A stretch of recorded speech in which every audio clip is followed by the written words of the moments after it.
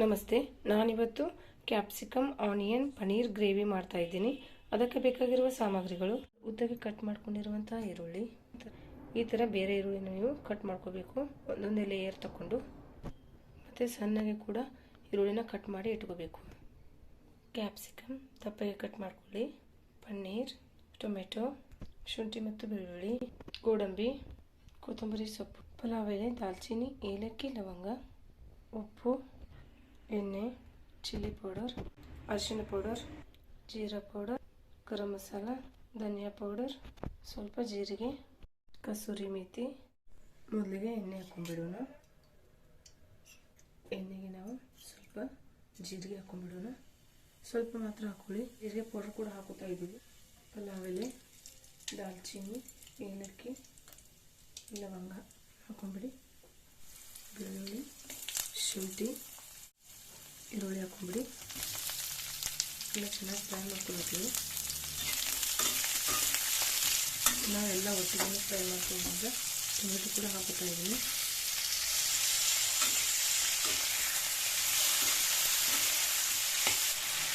Fry ಮಾಡ್ತೀವಿ ಚೆನ್ನಾಗಿ.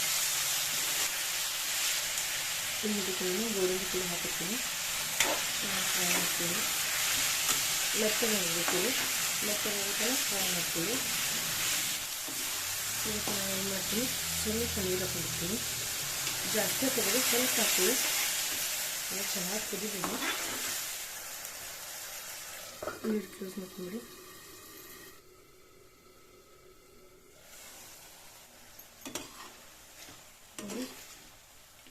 ಚೆನ್ನಾಗಿ ಕುದಿದಾಗ ಈಗ ಇದನ್ನು ಸ್ಟವ್ ಬಂದ್ ಮಾಡ್ಕೊತೀವಿ.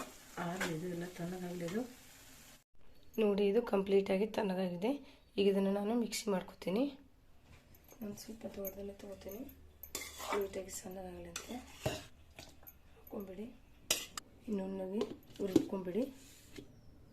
ನೋಡಿ, ಈ ರೀತಿ ನೀವು ನುಣ್ಣಗೆ ರುಬ್ಕೊಂಬಿಡಿ.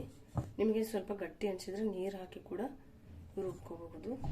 ಈಗ ಒಗ್ಗರಣೆ ಇಟ್ಕೊಳ್ಳೋಣ. ಹಾಕ್ಕೊಂಬಿಡೋಣ. ಈರುಳ್ಳಿ ಚೆನ್ನಾಗಿ ಫ್ರೈ ಮಾಡ್ತೀವಿ. ಈ ಈರುಳ್ಳಿನ ಸಣ್ಣಗೆ ಕಟ್ ಮಾಡ್ಕೋಬೇಕು. ಇನ್ನೂ ಜಾಸ್ತಿ ಬೇಕು ಅಂದರೆ ಕೂಡ ಹಾಕೋಬೋದು. ನಾನು ಸ್ವಲ್ಪ ಮಾತ್ರ ಹಾಕ್ತಾ ಇದ್ದೀನಿ. ನಾನು ಫ್ರೈ ಆಗಲಿದೆ. ಇದಕ್ಕೆ ನಾನು ಕಲರ್ಗೋಸ್ಕರ ಸ್ವಲ್ಪ ಖಾರ ಹಾಕೋತೀನಿ. ಆ್ಯಕ್ಚುಲಿ ನನ್ನ ಮಗಳು ಖಾರ ತಿನ್ನಲ್ಲ. ನಾನು ಒಗ್ಗರಣೆಗೆ ಯಾವಾಗ ಖಾರ ಹಾಕಲ್ಲ. ಇವಾಗ ಕಲರ್ಗೋಸ್ಕರ ಮಾತ್ರ ಸ್ವಲ್ಪ ಖಾರ ಹಾಕ್ತಾಯಿದ್ದೀನಿ. ಮಿಕ್ಸ್ ಮಾಡಿದನ್ನು ಕೂಡ ಹಾಕೊಂಡ್ಬಿಡಿ. ಗ್ರೇವಿನ ಖಾರ ನೀವು ಸ್ವಲ್ಪ ಜಾಸ್ತಿನೇ ಹಾಕೊಳ್ಳಿ, ಚೆನ್ನಾಗಿ ಬರುತ್ತೆ. ನೀವು ಮೇಲೆ ಖಾರ ಹಾಕೋದೇನು, ಒಗ್ಗರಣೆಯಲ್ಲೇ ಖಾರ ಹಾಕೊಂಡ್ಬಿಡಿ. ತುಂಬಾ ಚೆನ್ನಾಗಿ ಕಲರ್ ಕೂಡ ಬರುತ್ತೆ. ಸ್ವಲ್ಪ ಮಿಕ್ಸಿಗೆಲ್ಲ ಹತ್ತಿದೆಲ್ಲ ಮಿಕ್ಸ್ ಮಾಡಿದ್ದು ಹಾಕ್ತೀನಿ. ಮಿಕ್ಸ್ ಮಾಡ್ಕೊಳ್ಳಿ ಚೆನ್ನಾಗಿ. ನೋಡಿ, ಅದಕ್ಕೆ ಖಾರ ಹಾಕ್ಕೊಳ್ಳಿ ಅಂತ ಹೇಳಿದ್ವಿ ನೀವು. ಒಗ್ಗರಣೆಯಲ್ಲೇ ಖಾರ ಹಾಕೊಂಡ್ರೆ ತುಂಬ ಚೆನ್ನಾಗಿ ಬರುತ್ತೆ ಕಲರು. ಸ್ವಲ್ಪ ನೀರು ಹಾಕ್ಕೊಳ್ಳಿ. ಇದರಲ್ಲೇ ಸ್ವಲ್ಪ ನೀರು ಹಾಕ್ಕೊಳ್ಳಿ. ಮತ್ತು ಕುದ ತಕ್ಷಣ ನಿಮಗೆ ಗಟ್ಟಿನೇ ಆಗುತ್ತೆ ಅದು. ತುಂಬ ನೀರು ಹಾಕೋಬೇಡಿ, ಸ್ವಲ್ಪ ಹಾಕ್ಕೊಳ್ಳಿ. ಅದು ಕ್ಯಾಪ್ಸಿಕಮ್ಮು ಸ್ವಲ್ಪ ಕುದಿಬೇಕಲ್ಲ ಇದರಲ್ಲಿ, ಅದಕ್ಕೆ ನಾವು ಇಲ್ಲಾಂದರೆ ತುಂಬ ಗಟ್ಟಿಯಾಗಿಬಿಡುತ್ತೆ. ಇದಕ್ಕೆ ಈಗ ನಾವು ಸ್ವಲ್ಪ ಹಳದಿ ಪೌಡರ್, ಧನಿಯಾ ಪೌಡರ್, ಗರಂ ಮಸಾಲ ಎಲ್ಲ ಚೆನ್ನಾಗಿ ಮಿಕ್ಸ್ ಮಾಡ್ಕೊಳ್ಳಿ. ನಾನು ಸ್ವಲ್ಪ ಚಿಲ್ಲಿ ಪೌಡರ್ ಲಾಸ್ಟ್ಗೆ ಹಾಕೋತೀನಿ. ಎಲ್ಲ ಹಾಕಿದ್ಮೇಲೆ ನಾನು ಸಾಲ್ಟು ಒಗ್ಗರಣೆಯಲ್ಲಿ ಎಲ್ಲೇ ಹಾಕಿಲ್ಲ ನಾನು. ಈಗ ಇದಕ್ಕೆ ಸಾಲ್ಟ್ ಹಾಕೊಂಬಿಡಿ, ರುಚಿಗೆ ತಕ್ಕಷ್ಟು. ಈಗ ಇದು ಕುಯ್ತಾ ಇದೆ. ಕ್ಯಾಪ್ಸಿಕಮ್ ಹಾಕೊಂಬಿಡಿ.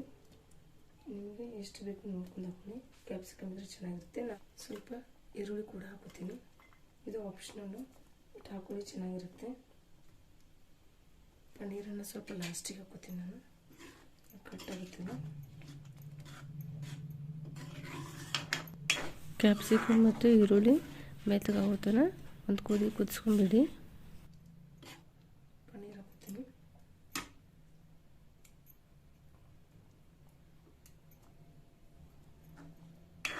ಮಿಕ್ಸ್ ಮಾಡ್ಕೊಳ್ಳಿ.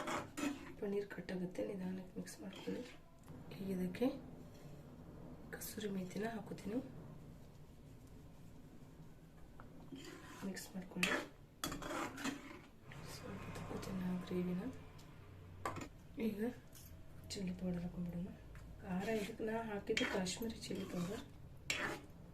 ಇದು ಖಾರ ಕಡಿಮೆ ಇರುತ್ತಲ್ಲ, ಕಲರ್ ಜಾಸ್ತಿ ಇರುತ್ತೆ. ಅದಕ್ಕೆ ನಾನು ಕೊತ್ತಂಬರಿ ಸೊಪ್ಪನ್ನು ಹಾಕೊಂಡಿರ್ತೀನಿ.